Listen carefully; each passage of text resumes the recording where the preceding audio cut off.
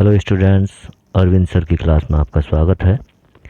आज हम कक्षा 7 की सब्जेक्ट सामाजिक विज्ञान की वर्कशीट 2 जो कि हमें 18 सितंबर 2020 को करनी है, इसके बारे में चर्चा करेंगे।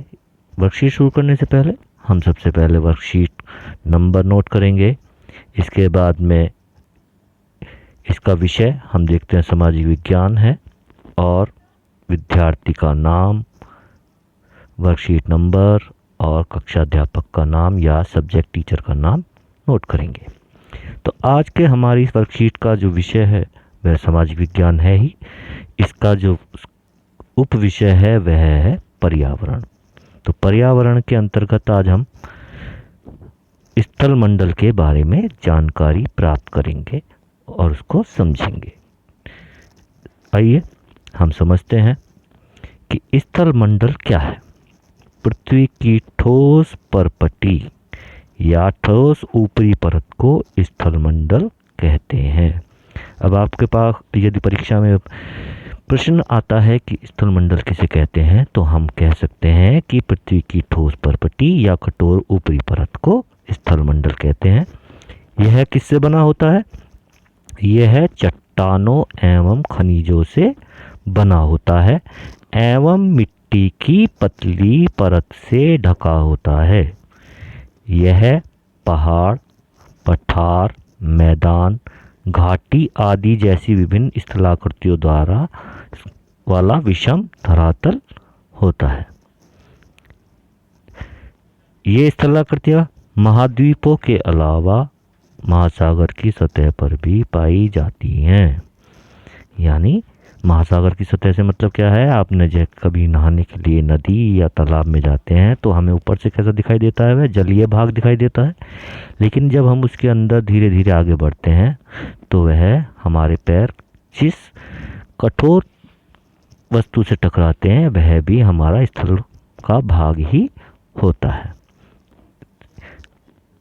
स्थल मंडल, अब मोटे तौर पर हम कहें तो स्थल मंडल क्या है? स्थल मंडल वह क्षेत्र है जो हमें वन, कृषि एवं मानव बस्तियों के लिए भूमि, पशुओं को चरने के लिए घास स्थल प्रदान करता है। इसके अलावा इसकी खासियत क्या होती है कि यह खनिज संपदा का भी एक स्रोत है। तो आप हमने स्थल मंडल के बारे में मोटी मोटी बातें सीख ली हैं। इसके आधार पर हम नीचे लिखे गए अव्यवस्थित शब्दों की सहायता से दिए गए वाक्य के सामने एक शब्द लिखना है। अब हमें कहाँ से लिखना है वह शब्द? ये हमारे पास में अक्षर दिए गए हैं जो कि आगे पीछे करके लिखे गए हैं। हमें इनको व्यवस्थित करके इनका इस प्रकार लिखना है कि वह हमारी जो दी गई प्रश्नावली है उसका एक हल हो। पृथ्वी का ठोस भाग, अब हमें दिया है ला, था, ला, डा, म, स। इससे क्या शब्द बन सकता है? स्थल मंडल। इसी प्रकार समुद्र द्वारा आपस में कटे भूभाग, क्या शब्द अक्षर दिए गए हैं हमें? हा, प, म, द्वि। इससे क्या बन सकता है? सोचो। हाँ ठीक है, महाद्वीप।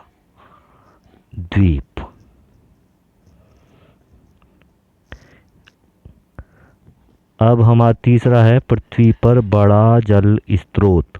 अब जल स्रोत के रूप में हम क्या क्या देखते हैं? कुआं देखते हैं, तालाब देखते हैं, नदी देखते हैं और हमने पढ़ा है अभी इस पाठ में महासागर। तो हमारे पास जो शब्द दिए या अक्षर दिए गए हैं वो है हा, मा, र, ग, सा। तो इससे क्या बन सकता है? सही कहा, इससे बन सकता है महासागर। महासागर। पृथ्वी की सतह पर बहुत ऊंचे उठे भाग, क्या होते हैं ऊंचे उठे भाग? बिल्डिंग होती है, ये भी कह सकते हैं। लेकिन यहाँ पर हमें जो दिया है वो दिया है त, प, र। इससे क्या बनेगा? पर्वत। ठीक है। चौड़ी और सपाट जमीन, यहाँ पर चौड़ी और सपाट जमीन को हम क्या बोलते हैं? मैदान। क्या बोलते हैं? मैदान।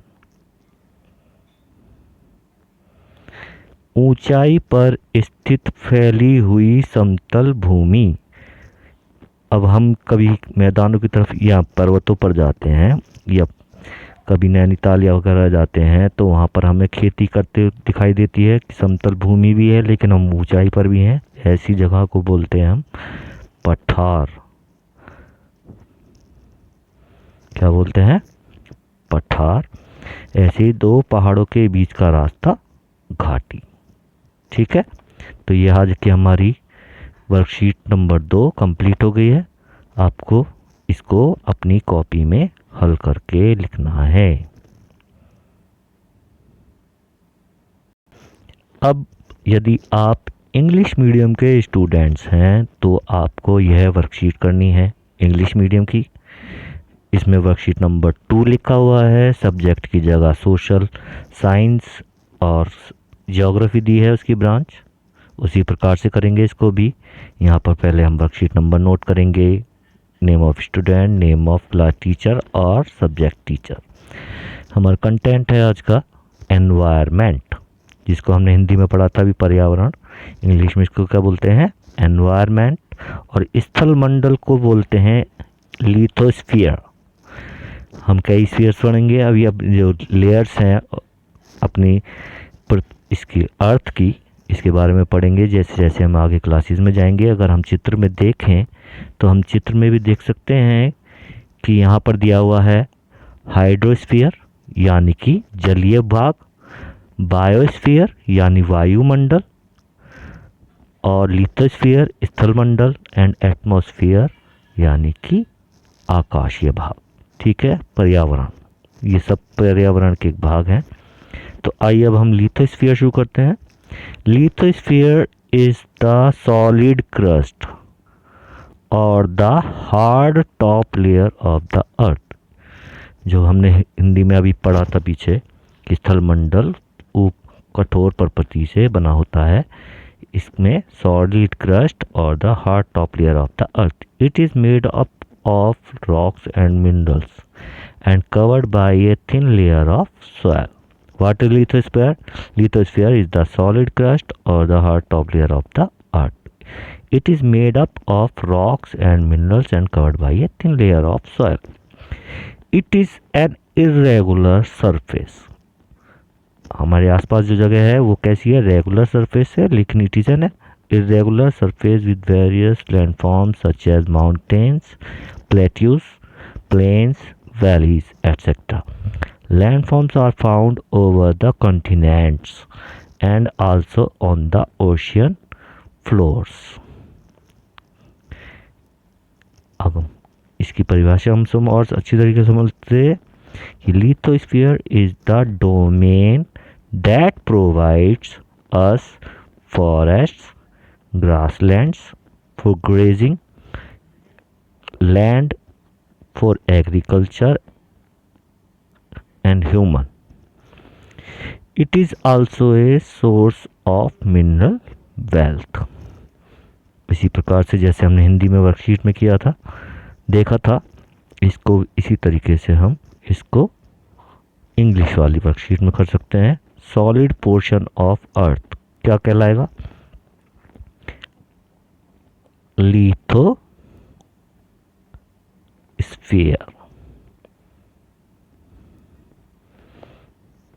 The large land masses of earth surface क्या है? Continents.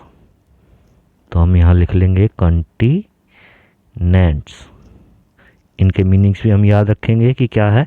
The large land masses of earth surface. इससे क्या बन सकता है? AECONS, इसको हम समझने के लिए द ह्यूज वाटर बॉडीज, इसको हम क्या बोलते हैं? ओशियंस।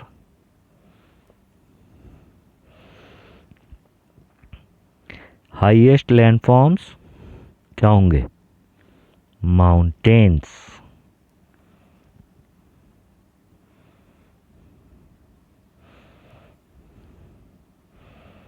MOUNTAINS,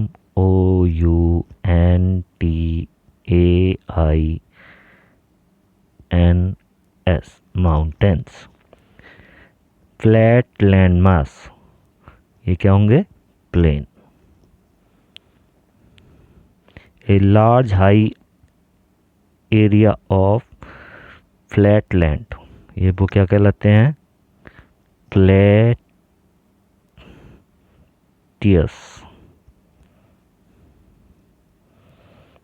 और लास्ट वाले का क्या आ जाएगा?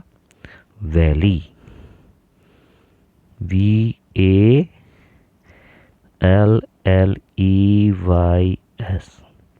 इस तरह से हमारी वर्कशीट नंबर 2 कंप्लीट होती है। उम्मीद है बच्चों ये आपको समझ में आ गई होगी। अगर समझ में आ गई है तो इसको कंप्लीट करेंगे और अपने सर को, जिस ग्रुप में आप जुड़े हुए हैं उसमें भेज देंगे।